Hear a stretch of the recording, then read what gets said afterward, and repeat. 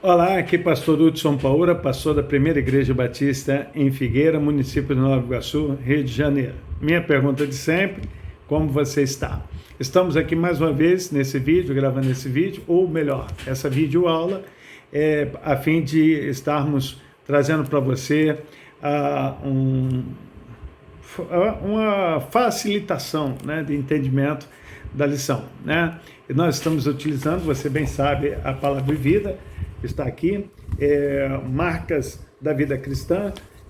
O pastor, que é o autor das lições, é o pastor da PIB de Paraty, pastor Pedro, deixa eu ver aqui, deixa eu falar para você, é Pedro Elísio, alguma coisa, eu não conheço pessoalmente, não o conheço. Vamos lá, deixa eu achar aqui, estava aqui, meu Deus. Vamos lá, aqui, Pedro Elísio da Silva Duarte, né? Ele é o autor dessas lições. E eu estava comentando com a superintendente da escola dominical o seguinte, de que a lição de hoje, está aqui, ó, você vê do lado contrário, a marca do abandono do pecado. Domingo passado foi domingo de Páscoa, e a gente pregou sobre a questão da natureza, do velho homem, do novo ser, né? Eu lembrei, falando que a Bíblia não nos dá a condição dessa transitoriedade entre o velho homem e o novo homem, embora a gente o faça. Então, é importante também, muito importante, você, antes de ler as lições, leia as leituras diárias, está aqui, ó, deixa eu ver, melhor colocando, está aqui, as leituras diárias. Por quê? Porque elas vão dar base bíblica teológica para você entender todo o texto. Tem a Epístola de João, o Evangelho de João, a Epístola aos Coríntios, a Epístola aos Hebreus, livro de Levítico, que é o Pentateuco, novamente João, sendo que o Evangelho agora João 3,16 até o verso 21. Então, vamos lá. Como eu disse para você, nós não temos, dizemos sempre para você que não temos a intenção de ler a revista, até porque a lição está muito objetiva, olha só, menos de 2 páginas. E eu quero falar com você acerca essa marca do abandono do pecado. Outra coisa que eu gostaria de incentivar você ler as fotos aí, ler as lições do pequeno grupo, né, que estão postadas lá no grupo da igreja, que está falando sobre cura. E o abandono do pecado nos leva à cura da alma. Mas aí, aqui, o que o autor nos coloca? Ele está embasado no apóstolo João, e que ele nos leva ao entendimento, ao raciocínio, de que o abandono do pecado tem que ser algo cotidiano. Falei isso no ano passado, é um pouquinho a cada dia. É a consciência da nossa natureza pecaminosa. Falei isso domingo passado, quando eu disse assim, olha, podemos ter bom caráter, podemos ser uma boa pessoa, podemos fazer boas coisas, podemos ter uma conduta ilibada, ou seja, sem pecado, sem culpa, mas se não tivermos Jesus, não nos valerá nada no grande dia. Então, olha aqui, ó, ele fala, desse modo, o pecado ao qual o mesmo João se refere em seu evangelho não é uma prática especial, mas é o que conhecemos por pecado original, ou seja, a natureza pecaminosa herdada de Adão. Então, lembra de manhã, se você assistiu o culto de manhã, lembra que eu citei o Salmo de Davi que diz, no pecado me concebeu minha mãe? Então, nós temos a natureza pecaminosa. O que nos vale? É o sacrifício de Jesus. E aí é onde ele fala assim, a certeza da justificação. O que é justificação? A gente precisa entender que essa justiça que está sendo falada aqui não é a justiça de tribunal onde existe um advogado, um juiz, um acusado e um promotor. É uma justiça onde nos coloca certos diante de Deus. Ou seja, onde a nossa dívida diante de Deus é paga. E como ela foi paga? Pelo sacrifício de Jesus. Aqui, a confissão é a porta de entrada, a marca da vida dos filhos de Deus. Outra coisa importante, e que não deve ofender, mas que deve ser dita, as pessoas às vezes se intitulam filhos de Deus. Todos nós somos criaturas de Deus, mas a gente se torna filho de Deus mediante a confissão ao seu filho. Primeiro capítulo de João, no Evangelho de João, verso 2, ele diz, a todos quantos receberam o seu filho, os deram de poder de serem chamados filhos de Deus, o que creram no seu nome. Ou seja, está lá no Evangelho de João, capítulo 1, verso 12. Então, para se tornar filho de Deus, precisa confessar os pecados e confessar a Jesus como o seu único e suficiente Salvador.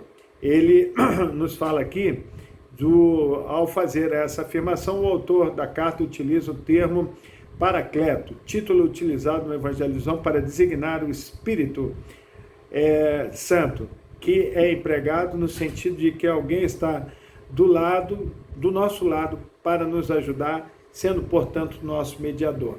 Esse episódio nos lembra o que Jesus promete. Ele fala que quando ele voltasse ao céu, ele não nos deixaria sozinhos, órfãos. Então, quem nos convence do pecado e do juízo é o Espírito Santo. Nos convence, nos conduz, nos capacita e nos dá dons. Entende? Então, vamos lá. Considerando o preço do perdão.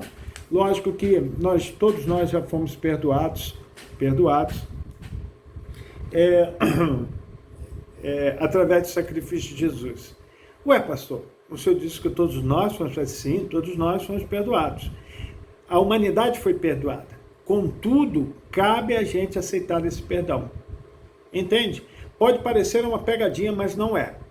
O que eu quero dizer para você é que Deus olha para toda a humanidade de forma indistinta. Ele não faz acepção de pessoas. O que a gente deve entender de que perante ao Senhor todos nós somos pecadores, porque todos pecaram. A Bíblia diz que o salário do pecado é a morte. A Bíblia diz porque Deus amou o mundo de tal maneira que deu o seu Filho unigênito para que todo aquele que nele crê não pereça, mas tenha vida eterna. Então, é uma condição. O perdão foi liberado, a graça nos alcançou, mas nós temos que aceitar esse perdão através da confissão. Algo aqui, ele fala assim, algo que João deixa claro é que o perdão tem um preço. As cenas da crucificação, então, essa semana que passou, nós tivemos inclusive uma pantomima fantástica apresentada pela nossa igreja, onde fala aqueles momentos em que Jesus viveu desde o seu nascimento até a sua crucificação e ressurreição. O preço foi muito alto, foi o preço de sangue, foi o preço da morte vicária do nosso Senhor Jesus. Então, muitos de nós fazemos descasos desse perdão, mas o que nós precisamos fazer é considerar esse preço. Quando a gente entende que isso não foi uma tarefa fácil, que foi algo realmente que Deus fez, porque nos amou de tal maneira, e você vai ler isso nas leituras diárias, nós vamos entender que o sacrifício foi algo que nenhum de nós merecia, mas que Deus nos deu, né? Não nos emprestou. Domingo passado eu falei isso, Ele nos deu.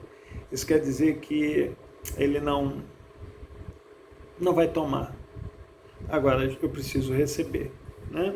Então vamos lá. Ele ainda fala aqui, lembre-se que eu não estou lendo a lição toda para você, tá?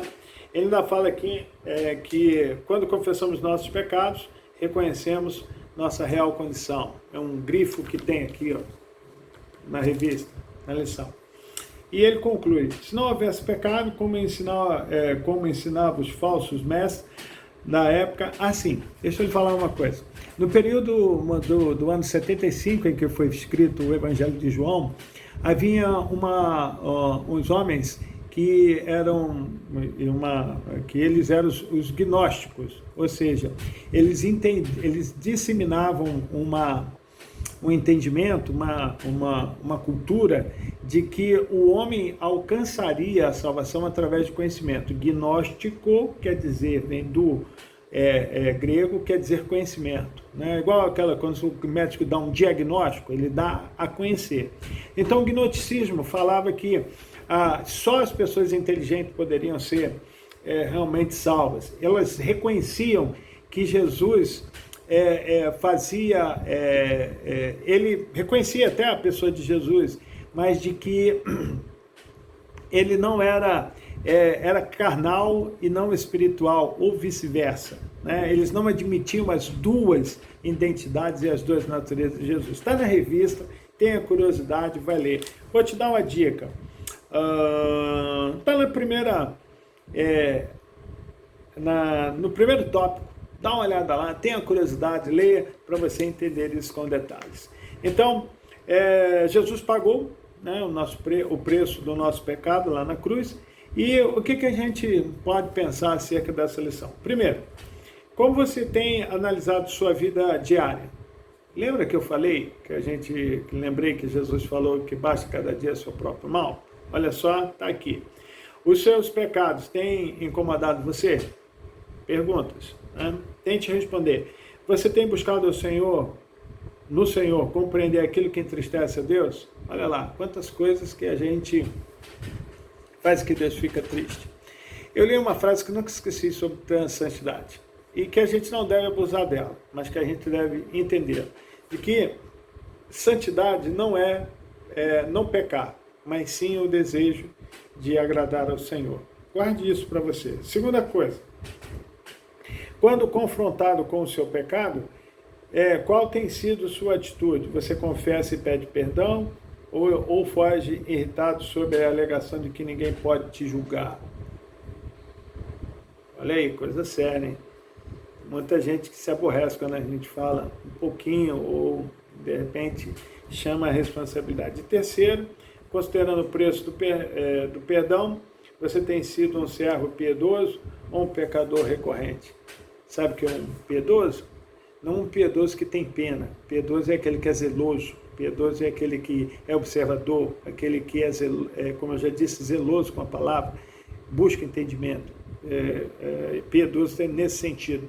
E recorrente é aquele que vive pecando, vai lá e volta, vai lá e volta. Transitoriedade, né? Volta no velho homem, vem no novo homem, volta no velho homem.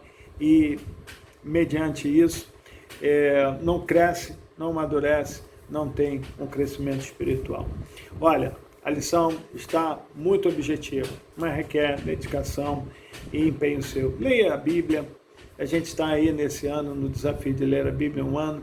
Leia a Bíblia, procure adquirir conhecimento, procure estar presente na escola bíblica dominical, gaste um tempo. Olha, você não precisa tão somente escutar uma vez essa aula, mas você pode, inclusive, escutar no seu celular, na hora que você está indo para a sua condução, ou no momento do seu almoço no trabalho, ou no momento de descanso na sua casa.